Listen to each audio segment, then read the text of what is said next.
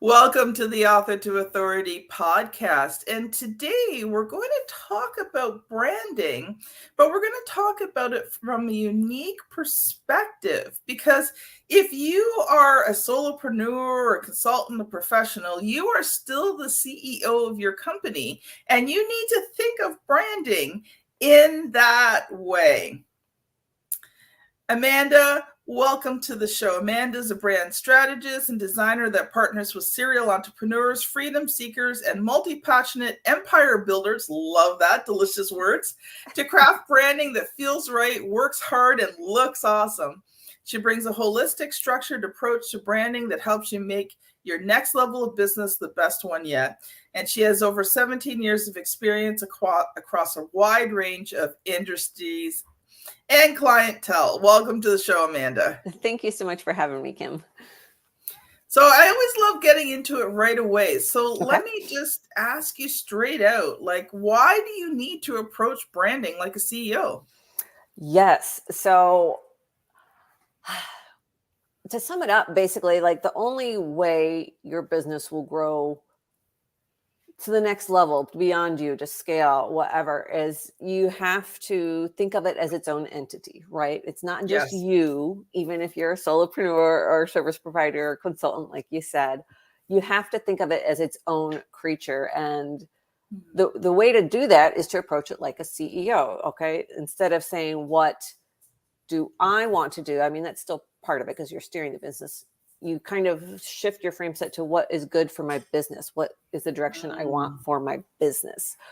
And so, the first step with that is being intentional, like actually sitting down and thinking about some of this. Because I know so many people, when they get into business, even if they're several years in and running a team and everything, they're so busy in the day-to-day, just trying to get that business up and running, keep it running, handing off things that come up, like just get this done so we can get it out, kind of frantic, existence. They don't necessarily stop and take the time to think, what is it that I'm actually building here? What is this business that, that I'm trying to build? Other than just, I need a way to make money and this is my business and that's what I'm doing.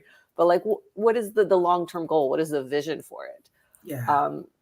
And I feel a lot of people just kind of skip over that step just in the logistics of getting a business up and running.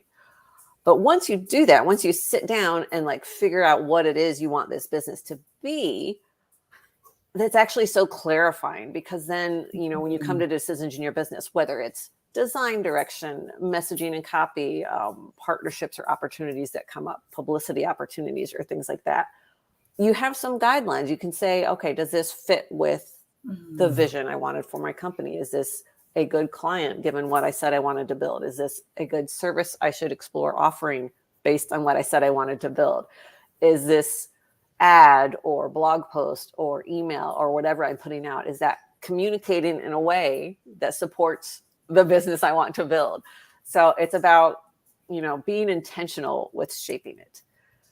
And then the other part of it, which I know is really hard for solopreneurs, is to put some distance. Like I said before, it's not only based on your own personal preferences, basically. Like if your favorite color is orange, that's great. That doesn't necessarily mean it's the best fit for your business. So it's taking a more strategic approach to it. Saying, does this work for the industry I'm in? And does it work for the clientele I want to serve? Does it work for the vibe I want to give off? Instead of just oh, well, this is my favorite color. I like this font. It looks good. And, throwing it up. And I know a lot of people do that starting off, and that's fine. But when you're ready to kind of up level, to be more strategic and intentional about it, you got to put some distance between yourself as a person and your business as its own thing that is growing. Wow, you unpacked a lot there in that very short space of time. One of the things that I think of and in terms of branding is it's not only just about the colors and the logo and everything else. You talked about, the brand and, what the company stands for. Mm-hmm. And I think, entrepreneurs think they don't have time to brand. But I have found that when you take the time to brand properly, And that includes marketing, sales, like it's all of these things, right? Mm-hmm. It actually helps you build your business faster. Oh my gosh, yeah. Like once you have that clear brand, those guidelines of like, this is what my business is, this is what it's not, you don't have to filter through so many options. It just eliminates some options completely. So it kind of streamlines things. And I want to kind of caveat off of something you said, like, I don't have time to brand. Well, you have a brand, whether you're the one actively building it or not, because a brand, essentially is the impression that people have of your business. So if you're not intentionally, strategically shaping that, you're kind of missing out on some big opportunities. Well, and the thing is that if you're not intentionally shaping it, you have no idea what people are thinking about your business. Mm-hmm. Yes. Whether good or bad. And exactly. It could be both. Yeah. And if your brand is a hodgepodge mishmash, yeah, they could just be confused, which is not the feeling you want to inspire in clients and potential clients. So the other thing I found too is that when you are well branded, it gives off that professional feel. This is the Author to Authority podcast, so we talk about being that authority. So if you want to be seen as that authority, you have to look like an authority. Yes. And having that brand design is a part of that. Is a part of it. Now, I mean, there's always also other pieces, like not only do you have to look it, but you have to speak it. You have to back it up. Communicate it well.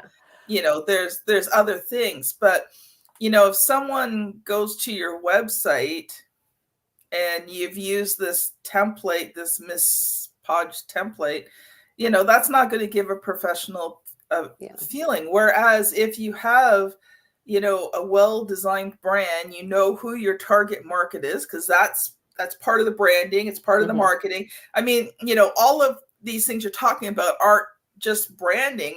It's part of the foundation of the business. Yeah. It affects your marketing. It affects your sales. It affects your content. It affects your social media. So, having to the choir here. Having this strong brand, or, your marketing setup, or whatever term you want to use, because there's lots of different terms for it. There's overlap. Yeah. Yeah. These things are foundational pieces. The way I describe it is, if you have to, because you're trying to market to everyone or brand to everyone or talk to everyone, if you have to talk to 100 people to get that one really good client, well, when you're branded, you may only have to talk to 5, maybe 10 people to find that really good client. Yeah. So ultimately, you build your business faster because you basically get rid of all of the people who are not your perfect target market. Yeah, they self-filter out. It filters out the ones you don't want to work with. But yeah, back to what you said a little bit ago, like having that professional brand, or having an actual brand, gives you that professional look, I think, in part because it shows that you care about your business. It shows you've put time and effort into it. And so that, I think, unconsciously carries over into potential clients' minds, saying, okay, well, they can take care. They're taking care of their own business really well. I bet they'll take care of mine too. So I think that's an aspect of it that people don't necessarily think about. It shows that you're invested in it. It shows that you're serious and that you are willing to put time and effort into it. And I think the other thing too is when you are well branded and you really know who your target market is, then everything you do really speaks to them. Mm-hmm. And it attracts them. Yeah. If you want to be, one thing I've been thinking about a lot lately is if you want to be seen as a thought leader, some of the best thought leaders that I've learned from, or, watched or heard, or they spent more time explaining my problem to me and diving deep and actually getting down to the real, true problem. And yeah, they provided some of the solution for it. But to be honest, once I really knew what the problem was, That was the aha moment. The solution wasn't the aha moment. It was the fact that this person understood who I was and what I was going through. I could finally explain my real problem. Yes, that is a big component of it. And that's where like the brand strategy side of things come in. Because if you understand where the gaps are in your brand or in your target market or, any of that, like you can strategize on how to fix that. You can strategize on how to be intentional about making sure people understand that. So yeah, absolutely agree with what you said. And there was something that you said there that I just want to highlight for a second is, many times you can't figure these things out on your own. I just spent, this is being aired in December. I just spent the whole summer and the fall working with specialists to help me develop out new things, audience. And the ad that you'll listen to in a moment will share one of the new things for you. But I just spent, the summer working with 4 specialists to help determine some things in my business because I could not see the forest for the trees. Yes, sometimes we are too close to it ourselves. And sometimes if it's not your area, you don't necessarily know what questions to ask to get you to the clarity. My problem is I actually knew. I mean, I've studied marketing and sales and funnels and everything for probably, at least good 10, 15 years. But when you have to apply it to your own business, there's a difference. It is so hard to do the things we do for our own businesses. Yeah, I know that I relate to that. So we are going to take a quick 15 to 17 second break here. And I'm going to be sharing it with you one of the free resources that is going to help you create and scale your book that turns readers into clients and will help you to accelerate your business faster. Welcome back. Amanda, I've been loving this conversation. I would love to shift gears a little bit here and just highlight you a little bit more. Can you share more? Like, how did you, become a brand designer and strategist? Yeah. Well, if you'd asked me 20 years ago if this is what I would be doing, I would not have guessed it. Me neither. Yeah, right. So I've had my fingers in the creative arts for like as long as I can remember, like way back to childhood. And then computers came on the scene when I was in middle school. And in high school, my art teacher introduced me to Photoshop, and that kind of like blew my mind wide open. I was like, I can do like art stuff and computer stuff at the same time, and it's called design, and this is like a thing I can do. So then my path was kind of set from there. I went to college for design. That's what my degree is in. And when I graduated, I intended to get, a job in-house somewhere at an agency, something like that. I like the thought of being independent, self-employed, owning my own business had never crossed my mind, like zero business training or know-how. But I was in Ohio at the time for college, and I moved down to Austin, and I was doing the job search thing. And I had a friend that was a freelance web developer at the time. And he's like, well, why don't you just take on some freelance design gigs just to have some income while you're doing the job search? So I did that off of Craigslist back in the day. And those ended up working out so well, like they became repeat clients. And I was like, I don't have to commute anywhere. I can just like walk like 5 steps from my kitchen. Like I just kind of loved the freedom and flexibility of it. And was like, I'm just going to do this. So I kind of dove into that. And when I talk about making that shift from, just having a business to like really thinking of it with a CIO mindset, I had to go through that myself. Cause like for the first several years of me being a freelancer, it was kind of just taking whatever came my way. Didn't really have like a niche or an ideal client or anything like that. And eventually I got sick of that. Yeah, been there, I did that. Yeah. And I was also getting married, so my name was changing. So I kind of used that as the kick in the butt to like put on my CEO pants, my big girl pants, and like treat this like an actual business. So that's how Studio Guerassio was born. And that was in 2015. And since then, I've been specializing in branding because I've seen how powerful it can be. how much it helps my clients. It's what I love to do and what I'm good at. So that is just what has been my focus, just from trying all sorts of things and realizing like, this is what I like. So. I love it. You know, what you just said there, trying all these things and seeing what you like. Mm-hmm. You know, sometimes I think as entrepreneurs, we're given the false impression that the first business has to be the one that actually works. Yeah. No. I mean, what is entrepreneurship if not just like one big experiment, right? Mm-hmm. See what works, see what you like, see what takes off. Like, yeah. Yeah. And the thing is like, you know, I did several businesses over the years before I got into publishing. I was in network marketing for quite a few of those years and a few different companies there. And, you know, I don't see any of those as failures, even though I never really was able to do much with those. But each one taught me something that prepared me for when I started RTI Publishing. Mm-hmm.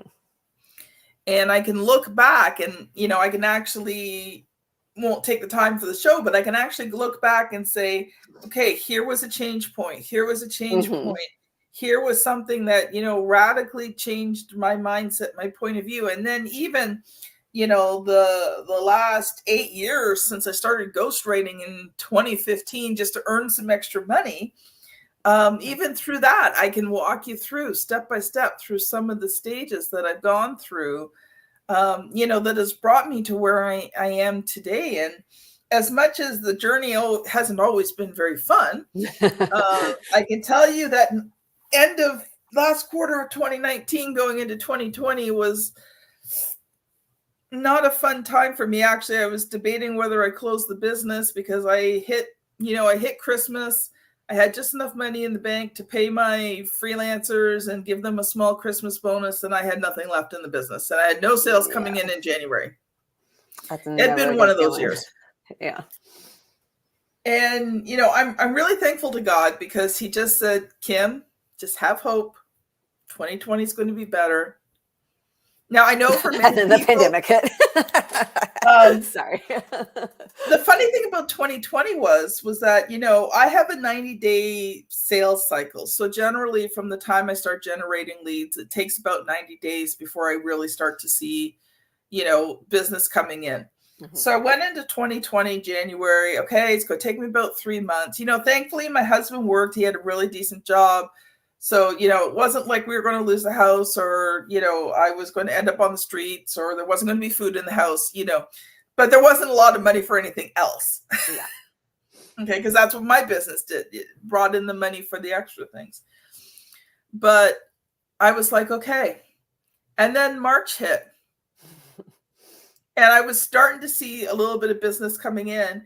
But by April, you know, when everything shut down, all of a sudden my business exploded. Why? Because one of the reasons why people didn't do books is because they didn't have time.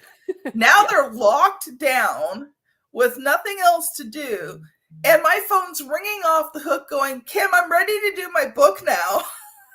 It's so funny you say that. I know like some industries were hit really hard with the pandemic, like photographer friends, restaurants, obviously that kind of thing. But like I had experienced the same thing. My business had a big boom in 2020 and 2021 because everything was shut down and people realized, oh, how I present myself online is really important. I should maybe actually have some branding or have a website that I'm not embarrassed to send people to, and like all that kind of stuff. So yeah, I understand that. I had the same thing.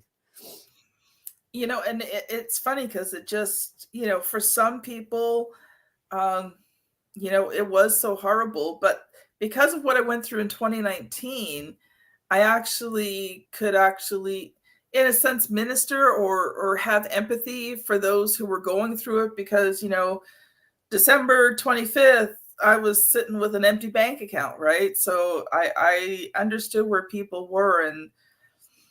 And I think all of these experiences just make for what I do now even more effective. Yeah. Yeah, that's it. I mean, that's the whole point, like of learning from your life as you go, right? It's not even things that are classified as a failure. It's like, well, what did you learn? Like, how did it get you even with that, would you be on the path you are now without that? Like it has a purpose. So we got about 10 minutes left, Amanda, and I'd love to give you an opportunity to let you loose. And I know you've come prepared with, we've took a general overview about, branding as a CEO, but I know you've come prepared with some teaching and some training with us. So I'm going to let you go for a few minutes just to share what you have for us today. Yeah. Okay. So first step to approaching branding like a CEO is to understand it's not just the visuals. I know we touched on this a little bit earlier, but I'm going to unpack that a little bit. If you think of like your branding like a pyramid, right? The very bottom layer, the base of it, is what I call your core brand, the intangible stuff, like your vision, your mission, your vibe, your ideal client, like what makes you different, all of that kind of stuff. And that's the part where you sit down and get intentional and strategic about figuring all that out. The next layer is the visual. So this is what people usually think of as branding. This is your logo, your colors, your fonts, your website, like all the things people see, right? Yeah. The layer after that, and this is where you come in, Kim, is the verbal. So this is all your copy, how you speak, how you write, everything that is in words is in that layer. And sometimes people stop there. They don't realize that there's more to the branding pyramid, but there's actually two more layers. The next one after that is the experiential. So that is the experience you actually provide to your clients or customers, from onboarding or purchase through like troubleshooting, offboarding, like the actual delivery of your service, all of that is also part of your branding. And then the very tip top of the brand pyramid is reputation. So this is what people think of you who have never worked directly with you. It's they'll look at reviews. It's just the feeling they get from your social media, like all that kind of thing, just indirect experience of you. So all of that together is your brand. So to really be intentional with building your business as you want as a CEO, you have to take into account all of those different layers. And they build on one another. That's why I say start at the bottom with, your core brand, figuring out what you want this business to be, and that'll help you shape all your other decisions. Yeah. That is good stuff. Okay, let's go through those again. Let's dive a little deeper. Okay. Because you rhymed them off, and I was like, oh man, I can't write these down. And it's one of those days where the menopause memory is just not working as well as it should today. So, okay. First layer is the intangible, your core brand. So your goals and vision for the business, why you're even in this business, who you want to work with, what you want to stand for, how you're different, the vibe you want to give off, all those kind of core questions. And I'll talk a little bit later. I have a resource for people to help figure all that out if they need. But that's always the first step. You need to figure all that out before you can start building anything else intentionally.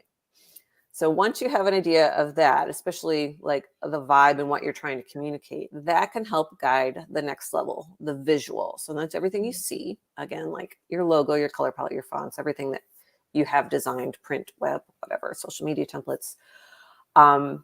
So, the colors you choose should help convey some of the qualities or personality types that you want your business to give off, right? So, if you are a fast, upbeat, urgent kind of business, you're not going to use like a calm blue in your color palette. You're going to want like, a bright red, punchy orange, something like that, and that's kind of a surface level read of that. But like, that's part of what a designer's job is too, to help you match up those intangible ideas with visuals that help communicate them. So I'm actually going to stop you there because I actually had a color specialist on the show one day. Oh, yeah? Okay. And we spent the whole episode talking about colors and how people perceive colors and why you choose. Fabulous. I love it. Choose all these colors. I loved the conversation because most people don't realize the effect that color has on you and the immediate subconscious thoughts that you have when you see specific colors. And it's actually tied to emotion. And It can be culture, like tied to some memory, like cultures have different like meanings for colors. It's fascinating. Like, yeah, we could. I'm yeah. not surprised you've done a whole episode on that because it could. I You know, could like talk about that in forever too. Canada and the US, red and white are important colors. Hmm. Now, you guys add blue to it. We just do have the red and white here in Canada. You guys add blue. But as a Canadian, when you see red and white, Yeah, that represents Canada. yeah. Yeah. So yes, color psychology is a huge part of picking, colors for your brands or having a designer help you do that. You also have to take into account, the rest of your field. Like, you don't Yes. want to pick something that is exactly like what somebody else is doing. So there's some, awareness you have to have as a CEO there to like, okay, what is my competition doing? What is the rest of my field doing? How can I stand out, but still convey what I want to convey? And then you get to the verbal level. That's level number 3. And this is mostly, you hear this called like brand voice or brand tone or even brand personality sometimes. And this is about making sure the way you talk, the way you communicate, whether it's in emails, on your website, in social captions, on the phone, if you're answering phones, on calls, on speaking appearances, making sure that is all consistent with what you're trying to communicate about your brand. So if your brand is, easygoing, friendly, approachable stuff, you don't want to use a lot of formal language. You're not going to have very uptight, like formal sir, madame kind of thing. Like, it's just going to be a mismatch. So it's just having some awareness and intention with that level too. I'm going to stop you there because I think it even goes beyond that. One of the things that we work on in RTI Publishing is how do you communicate what you do in such a way that it attracts your perfect target market. Now, you don't start with that. You've got to do all of those other layers. Now, maybe not the color layer, that doesn't affect communication as much, but definitely that first layer that you talked about is crucial to have, because how do you speak to your perfect target market if you don't know who they are? Mm-hmm.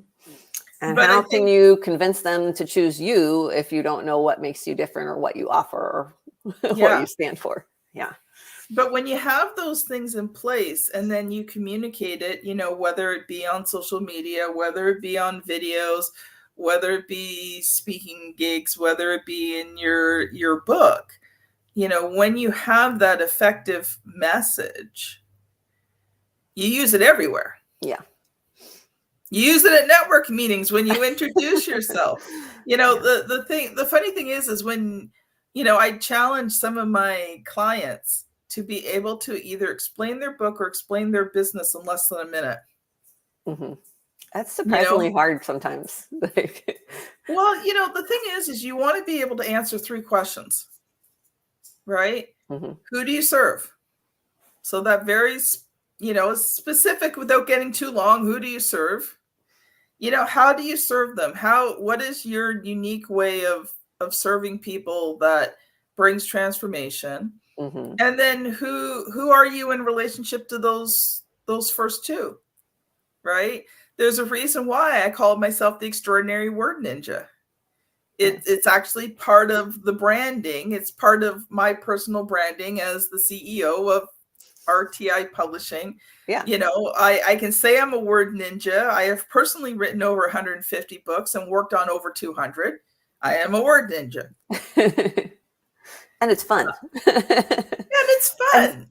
So see, that helps convey some of your personality, some of what people can expect working with you. So it's doing its job. Okay, so we've got a couple of more layers there and we got a couple more minutes left. Yeah, so we had intangible, visual, verbal.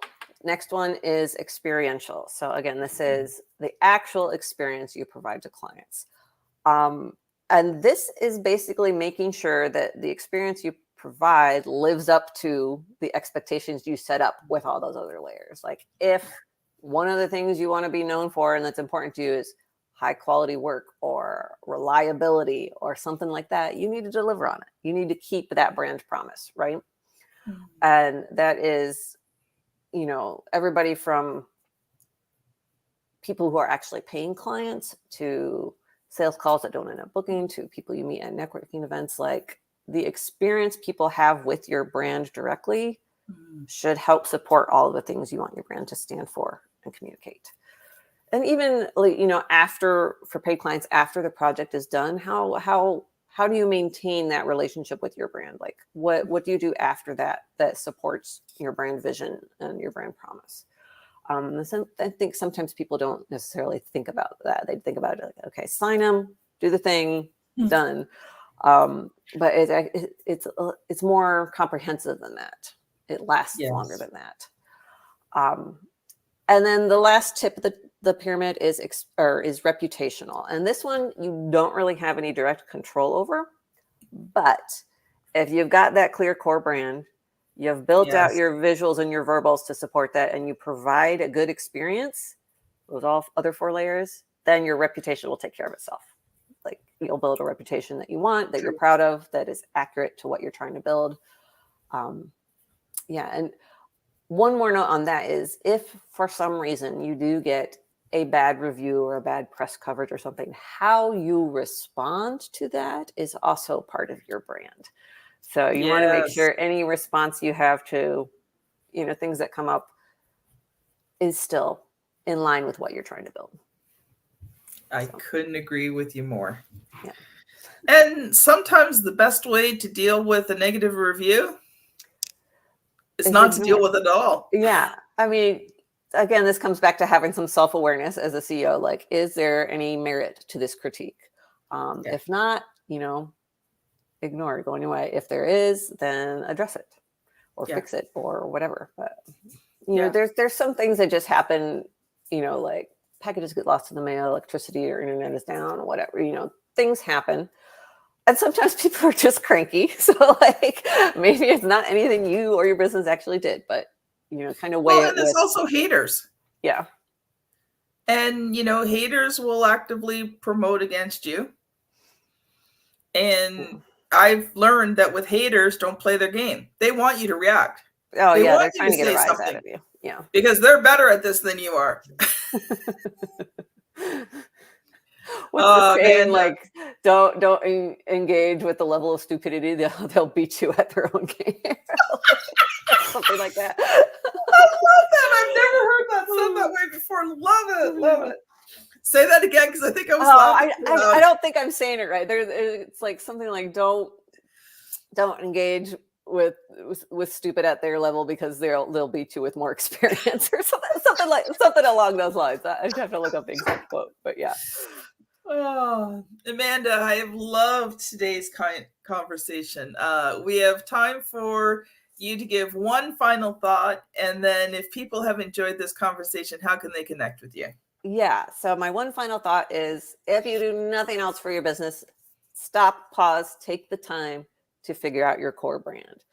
All those questions we've talked about several times during this episode, those intangibles, the things that guide you, take the time to get clear on those, write them down somewhere, get them out of your head and on paper.